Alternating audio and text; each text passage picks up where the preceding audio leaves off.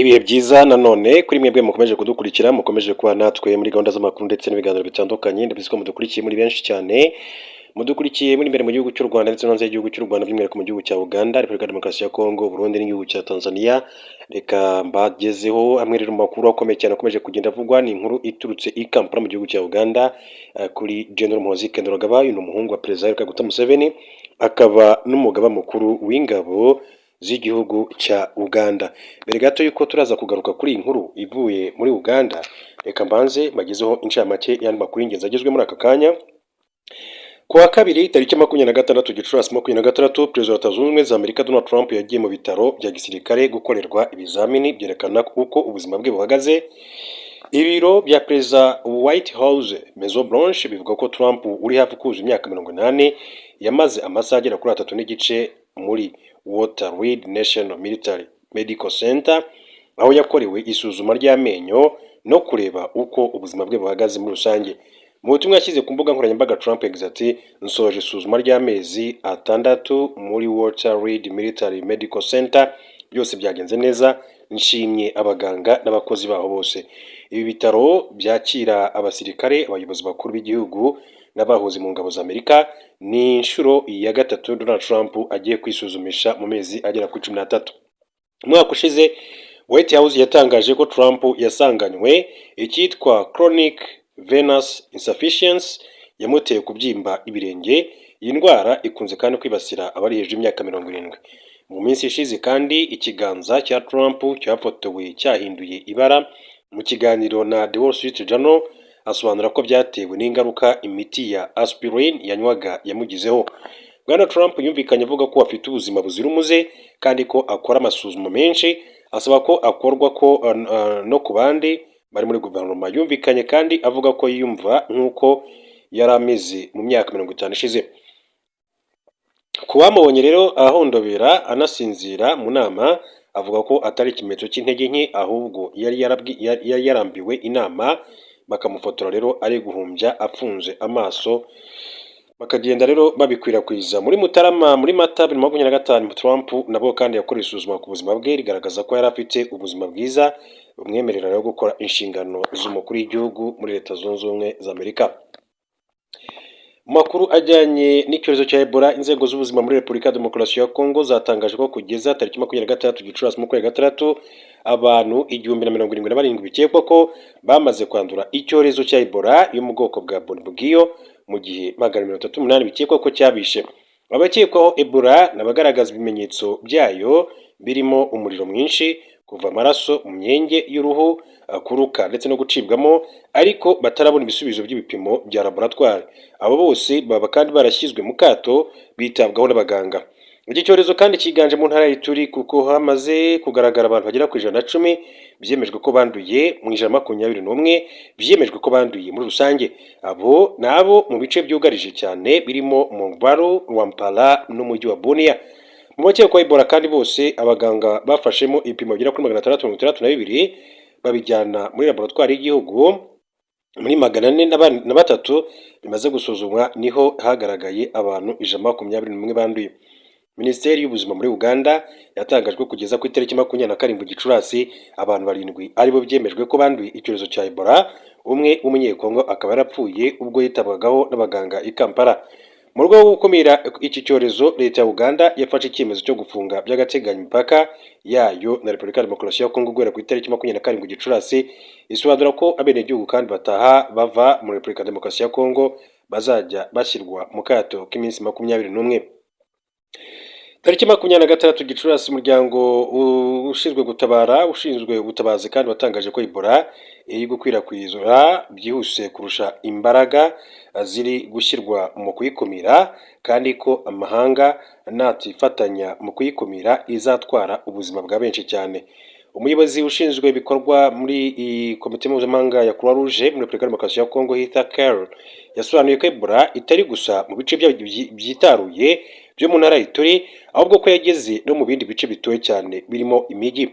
Umuyobozi mukuru w'ishami ry'umuryango w'abibumbye ryita ku buzima, Dr Tedros Ghebreyesus, yatangaje ko imbogamizi ikomeye abari gufasha abarwayi ba Ebola n'abayikekwaho muri Repubulika ya Demokarasi ya Kongo bari guhura nazo ari ugukorera mu bice biri kuberamo intambara. Ati ntitwakubaka icyizere ati kandi mu baturage cyangwa ngo ushyire abarwayi mu kato mu gihe amakompora ari kugwa. Turasaba rero impande zihanganye kwemeranya ku gahenge kihuse kugira ngo dutsinde iki cyorezo ndetse no kutwemerera kugera kandi ku matsinda y'abaganga mu buryo kandi butekanye kandi buhoraho. Tariki ya 15 Gicurasi nibwo Leta ya Repubulika ya Demokarasi ya Kongo yatangaje ko Ebola ya Bundibugyo yagaragaye muri Ituri hashize hafi kandi ukwezi yishe umuntu umwe muri iki gihugu cya Uganda. Reka rero dukomereze kandi kuri General Muhoozi Kainerugaba umuhungu wa Perezida Yoweri Kaguta Museveni nk'uko nabibabwiye. Akaba rero hari amakuru aturutse i Kampala muri aka kanya aravuga yuko General Muhoozi Kainerugaba yaciye amarenga ko mwenda azahanirwa kubahuka Perezida Yoweri Kaguta Museveni. Uyu muhungu wa Perezida Yoweri Kaguta Museveni akaba n'umugaba mukuru w'ingabo za Uganda General Muhoozi Kainerugaba yaciye amarenga ko umunyamakuru Andrew Mwenda azahanirwa kubahuka umukuru w'igihugu. Perezida Museveni ahibutse kandi kwihanangiriza uyu munyamakuru nyuma y'aho tariki 20 Mata 2026 yanditse inkuru ivuga ko kubera ko ashaje atekerwa imitwe n'abiyita abashoramari bagamije kandi gusahura igihugu cya Uganda. Umukuru w'igihugu yanditse ko nubwo afite imyaka 82 afite ubushobozi bwo kurwanira igihugu ndetse no kwirwanaho akoresheje imbunda ya AK-47, Bibiliya ndetse n'ikaramu. Tariki 26 Gicurasi Andrew Mwenda yatangarije ikimakuru cye The Independent ko yakoze ikosa ryo kugaragaza ko ubusaza ari bwo butuma kandi Museveni atekerwa imitwe, asobanura ko ibyo byatumye ibyo yanengaga bitumvikana neza. Ati aho nakoze ikosa ati nkanahamusabira imbabazi nivuye inyuma, no kuvuga ko ibyemezo bye ukuba ati ntemera biterwa nuko ashaje. Ati mu by'ukuri nakabaye rero umuntu wa nyuma uvuga aya magambo kubera impamvu ebyiri. Nagombaga ati kwibanda cyane ku bwiza cyangwa se ububi bw'ibyemezo bye aho kuba imyaka yabifashe afite. Kubera ko Andrew Mwenda aba muryango wa General Muhoozi Kainerugaba ashinzwe na General Muhoozi Kainerugaba, kuri 27 Gicurasi uyu musirikare yasabye Perezida Museveni imbabazi kuvuga amagambo uyu munyamakuru yamutangajeho. General Muhoozi Kainerugaba yagize ati nk'umuyobozi ati ndagira ngo mbasabe nyakubahwa Perezida imbabazi mbikuye ku mutima kubw'amagambo yandagaza atarimo indero kandi mabi umwe mu banyamuryango bacu Andrew Mwenda yabavuzeho. Ati tugiye kandi gufatira umunyamuryango ingamba ngengamyitwarire. Uyu musirikare yagaragaje ko ishyaka NRM riri ku butegetsi bwa Uganda ndetse n'uyu muryango washinzwe na Perezida na General Muhoozi Kainerugaba ari abafatanyabikorwa bakomeye cyane nk'uko yagiye abigarukaho Muhoozi. Mu yandi makuru akomeje kugenda avugwa muri aka kanya byinshi cyane bikomeze kugenda bigarukaho nuko u Rwanda ruri mu biganiro na Boeing. Leta y'u Rwanda iri mu biganiro n'uruganda rwo muri Leta Zunze Ubumwe za Amerika rukora indege za Boeing bigamije kandi guteza imbere serivisi zo gutwara abantu n'ibintu mu kirere ndetse n'ibindi. Ibi biganiro byabaye ku 26 Gicurasi 2026 ubwo umuyobozi mukuru w'urwego rw'igihugu rw'iterambere Jean Africa yakiraga itsinda riyobewe n'uwitwa Amine Benkirane, ni umuyobozi muri Boeing ushinzwe ubucuruzi ndetse n'iyamamazabikorwa ku ndege z'ubucuruzi muri Afurika ndetse mu burasirazuba bwo hagati. Ibiganiro by'abayobozi byagarutse kandi ku rwego rw'iby'indege muri rusange, ibikoresho n'ibindi bijyanye narwo ndetse n'amahirwe ahari yo gufasha u Rwanda muri gahunda y'iterambere rufite ndetse no kuba kandi igicumbi mu bijyanye n'ingendo z'indege mu karere ruherereyemo. Byibanze kandi ku buryo u Rwanda rwajya rugura indege muri Uganda mu buryo bworoshye cyangwa se ku nguzanyo hatabayeho kwishyura ikiguzi cyose. Uretse ibi baganiriye no ku guteza imbere ubwikorezi bw'imizigo, uburyo bwo kujyana ibicuruzwa mahanga ndetse no kugira u Rwanda gicumbi cy'ubukerarugendo. Boeing iri mu nganda zikomeye cyane zikora indege ku isi haba mu bwinshi ndetse no mu gukomera. Muri 2025 yagurishije indege 600 zivuye kuri 348 yari yaragurishije muri 2024. Kuri 2023 urwo ruganda rwari rwaragurishije indege z'ubucuruzi 528. Kuva Boeing rero yabona izuba imaze kugurisha indege zirenze ibihumbi 19. Urwo ruganda kandi rwatangiye gukora mu 1916 rushinzwe na William E. Boeing. Akaba rero impamvu u Rwanda kandi rwatangije imikoranire na Boeing iteganya ko muri Afurika ingendo zo mu kirere ziziyongeraho 6% buri mwaka kugeza muri 2024. biteganywa ko izo ngendo kandi ziziyongera kubera ko uyu mugabane utuwe n'urubyiruko rwinshi, abantu kandi bifashishije nabo bakomeze kandi kwiyongera, ibikorwa remezo by'ibibuga by'indege nabyo kandi bikomeje kwiyongera muri Afurika. Boeing igaragaza ko umubare w'indege z'ubucuruzi zo muri Afurika zizikuba inshuro ebyiri mu myaka 20 iri imbere, ku buryo zizagera kandi ku ndege 1680. Uru ruganda ruteganya kandi kwagura ibikorwa byabo muri Afurika kubera ko sosiyete nyinshi cyane zo kuri uyu mugabane ziteganya kandi kongera umubare w'ingendo z'indege zikora kuri uyu mugabane ndetse no mu bihugu byo mu burasirazuba bwo hagati, ndetse ko kugira ngo bikorwe kandi bizasaba ko abakenera indege nini kandi Boeing izwiho kugira indege nyinshi zo muri ubwo bwoko. Impamvu Boeing kandi yatangiye imikoranire n'u Rwanda ukubera politiki nziza yarwo yo guteza imbere urwego rw'ubwikorezi, harimo kongera kandi umubare w'indege ndetse no kubaka ikibuga cy'indege. Ibi biganiro u Rwanda kandi rwagiranye na Boeing ntabwo byari bishingiye ku bijyanye no kugura indege gusa, ahubwo uruganda rushobora kandi no kugira uruhare mu kubaka urwego rw'ubwikorezi mu Rwanda. Ibije nyuma y'uko sosiyete nyarwanda ikora ubwikorezi bwo mu kirere Rwandair ivuze ko ifite gahunda yo kongera kandi umubare w'indege ikoresha mu gihe cy'imbere ku buryo rero zizava kuri 14 isanzwe ifite zikagera kuri 21 muri 29. Iyi sosiyete kandi iteganya kuzamura umubare cyane w'indege ibizajyana no kongera kandi umubare w'abagenzi basanzwe batwara, ku buryo muri iyo myaka bazazamukaho 2,200,000 buri mwaka. Muri Kanama 2025 nibwo Rwandair kandi yatangaje ko mu mubare w'indege yari ifite hiyongereyemo Boeing 737-802. Indi mpamvu yatumye kandi Boeing yahisemo gukorana na leta y'u Rwanda ni ukubera ko mu gihugu kandi hari kubakwa ikibuga mpuzamahanga cy'indege cya Kigali giherereye i Bugesera. Reka duhindure ingingo tuve kuri iyi nkuru duce n'ubundi mu gihugu cya Uganda, babwira ko abantu bose bava muri Repubulika Demokarasi ya Kongo bazajya bashyirwa mu kato. Guverinoma ya Uganda yatangaje ko guhera ku 27 kwa munsi w'ejo hashize abava muri Repubulika Demokarasi ya Kongo bazajya bashyirwa mu kato k'iminsi 21 mu rwego rwo gukumira icyorezo cya Ebola. Ibyo bireba abanya-Uganda ndetse n'abanyamahanga bafite ibyangombwa byo guturayo, kuko abanyekongo n'abandi banyamahanga baturuka muri Repubulika Demokarasi ya Kongo ntibemerewe kugera muri Uganda. Iki cyemezo kijyana no gufunga imipaka yose ihuza ibihugu byombi guhera uyu munsi, hashingiwe kandi ku mabwiriza yatanzwe na Minisiteri y'Ubuzima, mu gihe kandi umubare w'abandura Ebola ukomeje kandi gutumbagira muri Repubulika Demokarasi ya Kongo.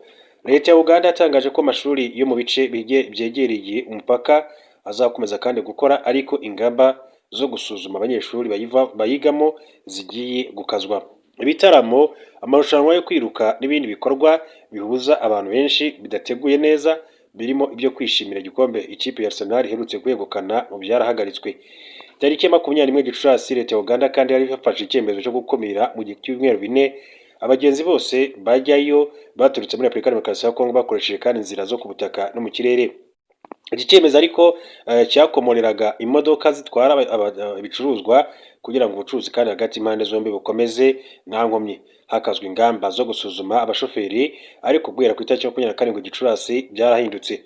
Ibihugu birimo Rwanda, Leta Zunze Ubumwe za Amerika, Canada, Bahamas nabyo byafashe ingamba zikumira abanyamahanga baturuka muri Repubulika Demokarasi ya Kongo kubera icyo cyorezo, ariko byemerera abenegihugu kwinjira nubwo bazajya bashyirwa mu kato.